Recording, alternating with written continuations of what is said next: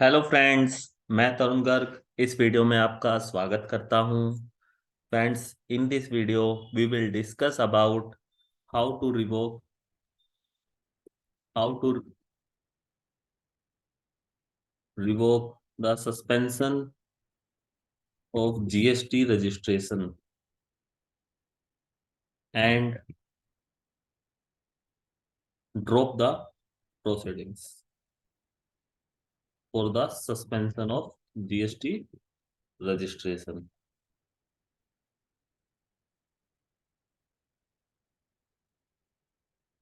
तो फ्रेंड्स, इस वीडियो में हम डिस्कस करने वाले हैं कि यदि सस्पेंशन ऑफ जीएसटी रजिस्ट्रेशन हो चुका है तो हम उसको कैसे रिवोक करेंगे और उसकी प्रोसीडिंग्स को कैसे ड्रॉप किया जा सकेगा। तो फ्रेंड्स, इस वीडियो में हम इस टॉपिक को कवर करने वाले हैं। तो फ्रेंड्स, इस वीडियो में आप हमारे साथ अंत तक बने रहना। अंत में मैं आपको एक ऐसा सॉल्यूशन बताने वाला हूं कि by just one click you can drop the proceedings for the suspension of GST registration, जिससे आपको जो रजिस्ट्रेशन का स्टेटस है वो दोबारा से एक्टिव हो जाएगा and you can run your business smoothly. तो फ्रेंड्स, आप सभी को जैसे पता ही है कि रूल 21, इससे पहले हम बैकग्राउंड डिस्कस करेंगे कि कौन से केसेस में आपका जो जीएसटी रजिस्ट्रेशन है वो कैंसिल लायबल टू कैंसिल है, जिस और आप उस स्पेसिफिक सर्कमस्टेंसेज में उस स्पेसिफिक केस में आप अपनी जो प्रोसीडिंग्स हैं उनको ड्रॉप करा कर सकते हैं। खुद आप ड्रॉप कर सकते हैं, आपको किसी भी ऑफिसर से इसके लिए मिलने की रिक्वायरमेंट नहीं है। तो फ्रेंड्स, हम पूरा इसका एक केस स्टडी तैयार करके इसको एक डिटेल स्टडी करेंगे कि किस तरीके से आपकी जो आपके पास सो कोज नोटिस इश्यू होता है for cancellation of GST registration, आपका सस्पेंशन होता है। सस्पेंशन के आपके पास क्या कौन से होंगे आपके लिए, तो हम वो सब इसमें गाइस स्टडी करके चलेंगे। तो फ्रेंड्स, सबसे पहले आता है रूल 21, जो ये बताता है कि जो आपका रजिस्ट्रेशन है वो लायबल टू कैंसल्ड है इन सर्टेन केसेस। तो गाइस, रूल 21 में आपको कुछ स्पेसिफिक केसेस दिए गए हैं। तो उसमें एक आपको केस दिया गया है कि यदि एक पर्सन जो कि रजिस्टर्ड है इन जीएसटी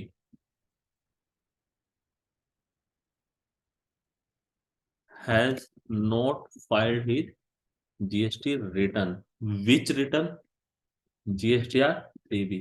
वाई 3B? क्योंकि because law talk about section 39 subsection 1, not about 37। It's talk about section 39 subsection 1। मैं आपको इसका बेयर एक्ट भी दिखाऊंगा, जो बेयर लॉ है जहां पे ये सब चीजें लिखी हुई हैं, मैं आपको वो भी दिखाऊंगा।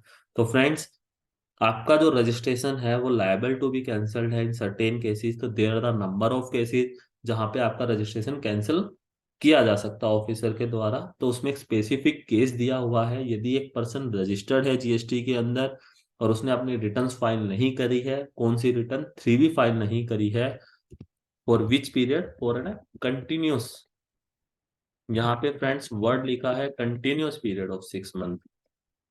लेट्स सपोज यदि उसने अप्रैल की फाइल कर दी, मई में फाइल नहीं करी, जून में फाइल नहीं करी, वो जुलाई में फाइल कर देता है। और जुलाई की फाइल करने से पहले आप सभी को पता ही है कि उसे मई की भी भरनी पड़ेगी और जून की भी भरनी पड़ेगी। जब तक वो मई और जून की रिटर्न नहीं भर सकता तो वो जुलाई की रिटर्न भी नहीं भर सकता है।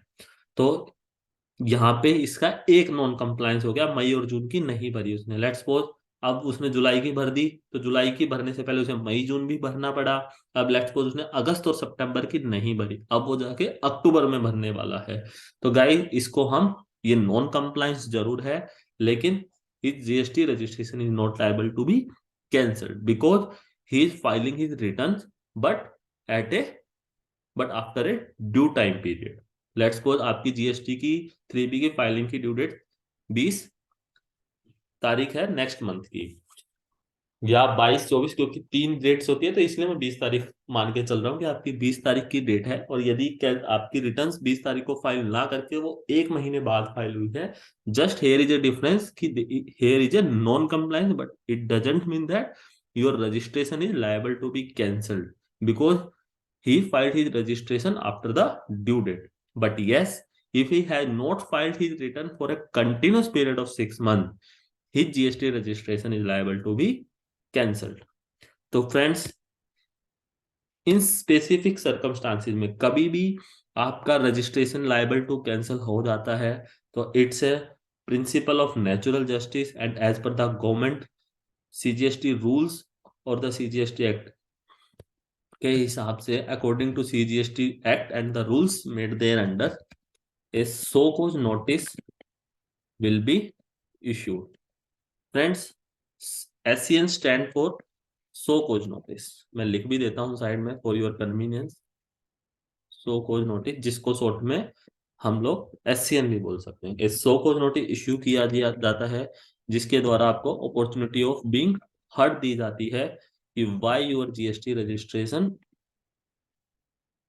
Should not be cancelled.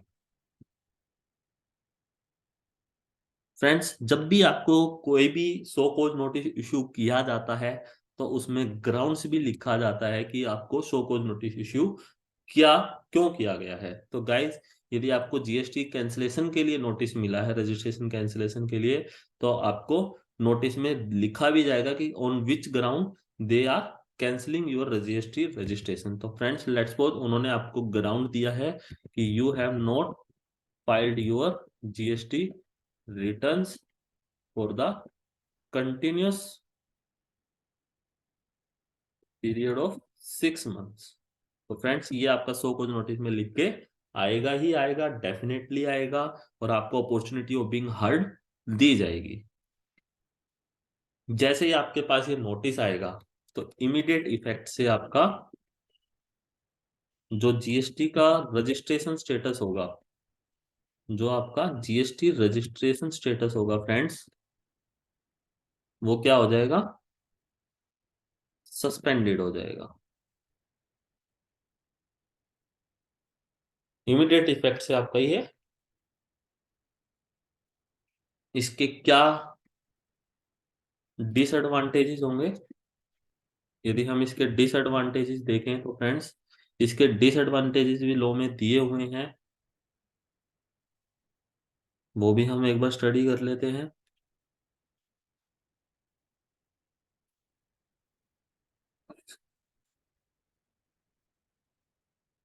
जैसे कि आप कोई भी टैक्सेबल सप्लाई नहीं कर सकते हैं, कैन नॉट.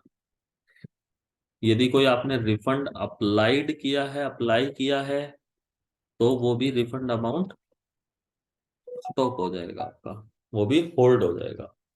स्टॉप नहीं, होल्ड हो जाएगा आपका ये. और इस तरीके से आपके नंबर ऑफ इंस्टांसेस आपके स्टॉप हो जाएंगे. अकॉर्ड जैसे ही आप टैक्सेबल सप्लाई नहीं कर सकते, इट मींस आप इनवॉइस इशू भी नहीं कर सकते हो. तो ये सब चीजें आपके ऊपर रेस्ट्रिक्शंस स्टार्ट हो जाएंगी, और आपको जो बिजनेस है उस पर इम्पैक्ट आना शुरू हो जाएगा. क्योंकि जब आप टैक्सेबल सप्लाई ही नहीं कर पाएंगे तो ऑब्वियस है, एज पर लॉ, कि आपका बिजनेस डाउन होना शुरू हो जाएगा. तो इसके लिए हमें इमीडिएट बेसिस पे हमें चाहिए होता है कि हम इसको जल्द से जल्द एक्टिव करें.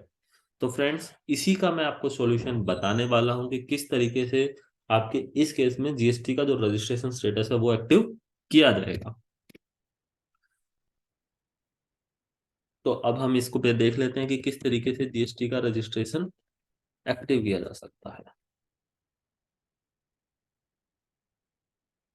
तो फ्रेंड्स, इसके दो ऑप्शन हैं. ऑप्शन वन ये है आपका पास, जो अभी तक सभी करते हुए आ रहे थे टिल डेट, जो आप सभी फॉलो करते हुए आ रहे हो, वो ये है कि आप सारी की सारी ऑल पेंडिंग रिटर्न्स को आप क्या कर दीजिए, फाइल्ड कीजिए.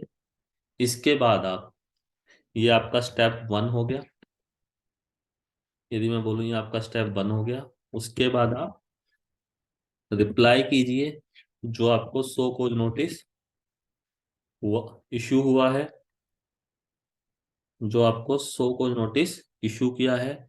उसमें आप रिक्वेस्ट कीजिए ऑफिसर से, आप इन्फॉर्म कीजिए. सबसे पहले तो इन्फॉर्म कीजिए कि all returns, all pending returns जो भी हैं वो फाइल्ड हो चुकी हैं, एंड वो आप अटैच भी कर दीजिए और साथ में रिक्वेस्ट कीजिए और revoke the suspension of GST registration and drop the proceedings. तो फ्रेंड्स एक ऑप्शन ये है जो आप सभी आज तक फॉलो करते हुए आ रहे हैं। तो इसका जो टाइम प्रोसेस है, तो फ्रेंड्स वो बहुत ज्यादा है। ये काफी टाइम लेता है। सबसे पहले आप रिटर्न फाइल करते हो, फिर आप एक रिप्लाई ड्राफ्ट करते हो, फिर आप ऑफिसर को अप्रोच करते हो for cancellation, for revoke of suspension GST registration और टू ड्रॉप द प्रोसीडिंग्स। अब आपके पास गवर्नमेंट ने न्यू फंक्शनैलिटी लॉन्च की है, जिसकी जानकारी गवर्नमेंट ने ट्विटर पे आपको दी है। तो अब ये आपका बन जाता है फ्रेंड्स ऑप्शन 2। इस ऑप्शन 2 के जरिए आप क्या कीजिए, और जितनी भी आपकी पेंडिंग रिटर्न्स हैं, सेम स्टेप जैसे आपने पहले फॉलो किया था, ऑल पेंडिंग रिटर्न्स को फाइल कीजिए। उसके बाद आप अपने जीएसटी पोर्टल को लॉगिन कीजिए। जीएसटी पोर्टल पे आप जाके लॉगिन कीजिए।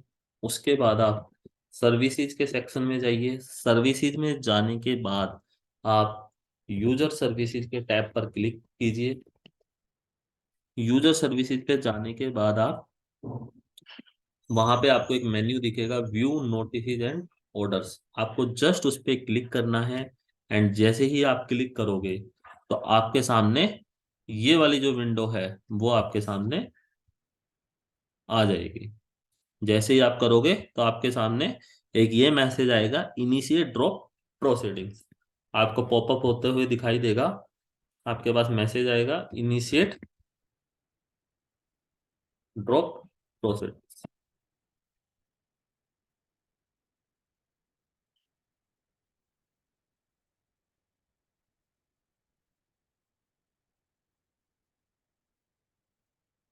आपके पास मैसेज आ जाएगा ये वाला, और आपका just by one click, just by one click जो आपका रजिस्ट्रेशन स्टेटस है वो आपका एक्टिव हो जाएगा, और अब आप अपने बिजनेस को स्मूथली रन कर सकते हैं।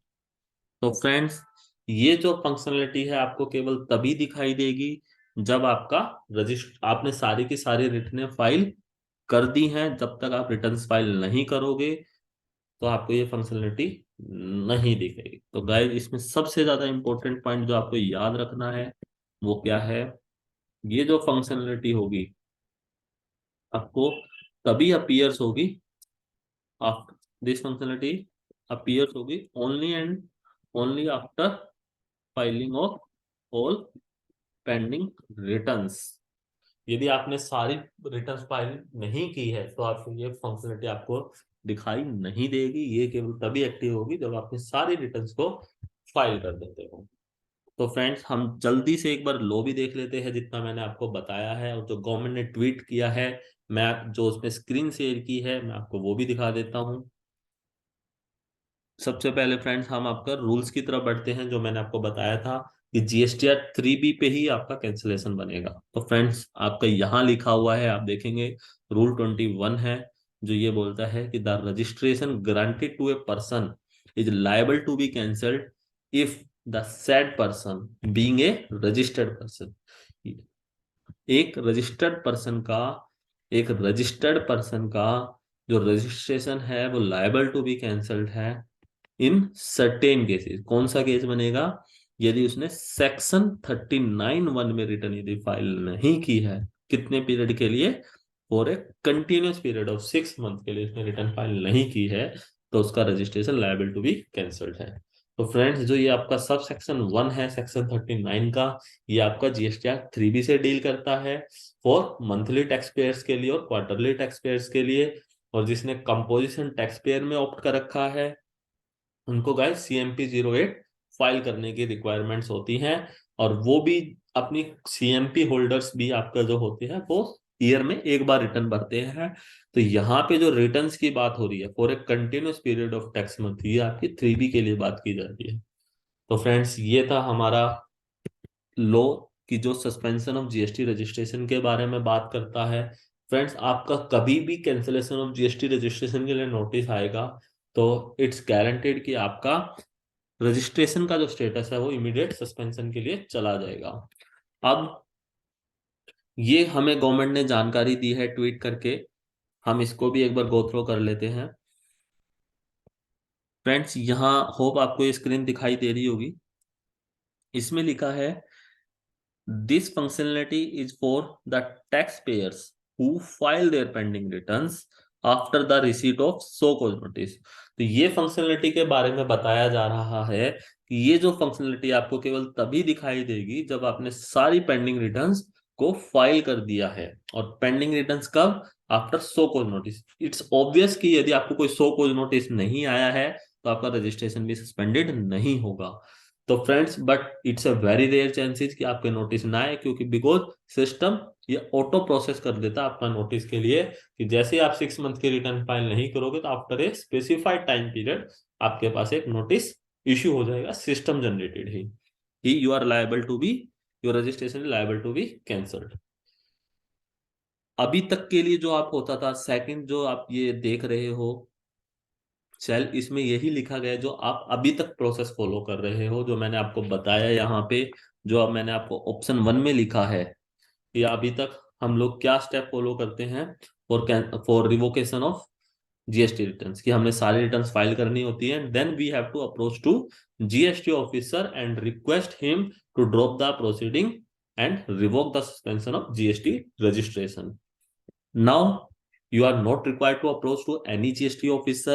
Just you have to file your all pending returns and then log in your GST portal and then click on view notices or orders, and then just by single click on initiate drop proceedings, and your proceedings will be dropped and your registration status will become active again. So friends, now you can run your business smoothly. Now you can issue a tax invoice. Now you can make a taxable supply. Now you can, if your register refund is being hold was being hold, तो now you are eligible to get back it। Okay friends, इस video में हमारे साथ अंत तक बने रहने के लिए धन्यवाद। इस वीडियो में इतना ही। Thank you.